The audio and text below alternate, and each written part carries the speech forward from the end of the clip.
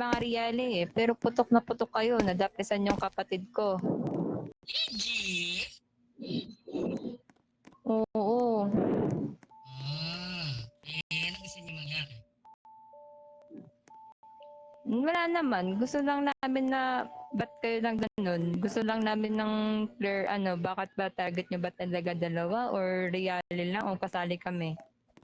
Hindi ko alam eh.